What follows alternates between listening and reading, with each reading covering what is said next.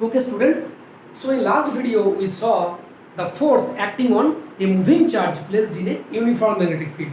But now here we will see force acting on a current carrying conductor placed in a uniform magnetic field.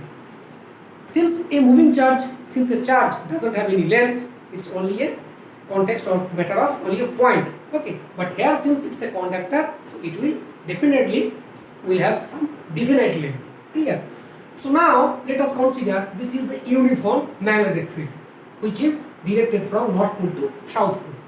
Since the field lines are equidistant from each other, so that's why its value is uniform, that is constant at each and every place. And suppose a conductor of length L is placed perpendicularly, that is at right angle with this magnetic field. So we already have learned that the force experienced or act on the charge or a hand in this case of conductor is Q into V cross B. Clear? Now instead of Q, since it is because of electron current moves, so here EVB sin theta. Theta is the angle between the conductor and the magnetic field. Clear? Now we all know that the direction of the electron, the conventional current moves in a direction opposite to the direction of electron. So current is moving in this direction, so obviously electron will move in this direction, but here only we will consider the magnitude. Now we will also assume that the number of electrons per unit volume is small m. Clear? So now since the length, the conductor is cylindrical in shape, so if we take a very small cross section, it will be obviously circular in shape. So it has a small cross section, capital A, and having length L, so total volume is AL associated to cross sectional area.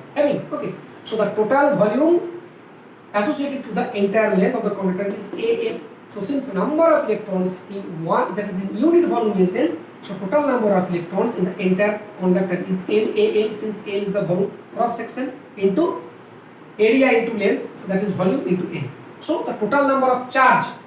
Okay, so if you put the value, so number of so that total charge in one electron is E, so NaL, so total number of charge, that is total amount of charge associated to NaL electron is NaLe, we will put NeLe and Vb sin theta. Clear? E Vb sin theta multiplied by NaL, NaLe Vb sin theta. So ILB, here instead of NeAV we can put the value of current I. Current I is equal to NeAV. How? You will understand here. We all know that current is nothing but the rate of flow of charge flow per unit time.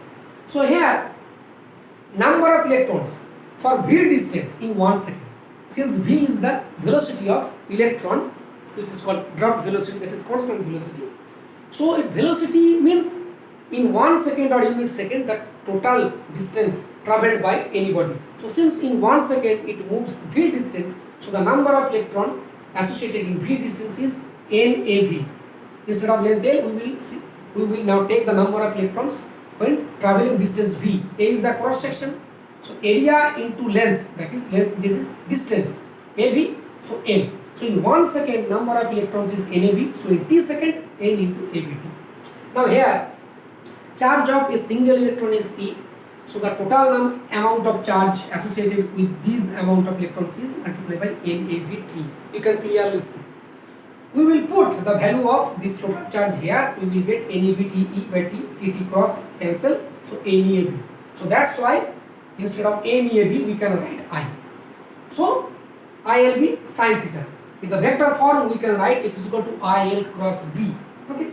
Direction is also the same that we calculated in case of the force acting on a moving charge, either by using the right hand screw or Fleming left hand rule. That is, it will be in the direction perpendicular to the direction of the velocity, it is the length of the of the magnetic field. Clear?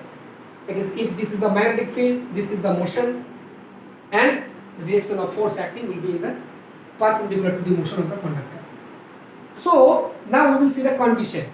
It is when the conductor is placed perpendicularly to the direction of the magnetic field, then in that case I will be sin 90, sin 90 is 1. So this is the maximum force acts on the force or torque acts on the conductor. But when If the conductor is placed parallel or anti-parallel to the magnetic field, then it experiences no force, that is minimum force is 0 because sin 0 or sin pi equals to 0. Now why is this happening? If we explain it, we need to discuss about the couple. Since it experiences a force and it is rotating, we all know that for rotation of any body or any object, couple is must. Couple means a pair of equal opposite forces not acting along the same line. When couple forms, it experiences a torque. Torque means moment of force. That is when that is magnitude of force into the shortest distance, that is the perpendicular distance between the force and the line of action of the force. Okay, the perpendicular distance, that is the perpendicular distance of line of action of force from the axis of rotation or point of rotation. So when the conductor is placed perpendicularly to the magnetic field, so we can see there is a perpendicular distance here. The force acting in this direction, since this magnetic field it will experience a force, so there is a perpendicular distance from the point of axis, isn't it? This is the perpendicular distance, so that's why it experiences a torque and the conductor rotates.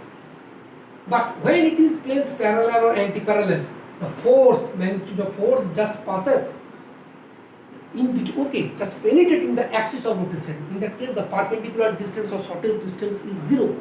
So that's why it doesn't experience any couple. So that's why it doesn't move at all.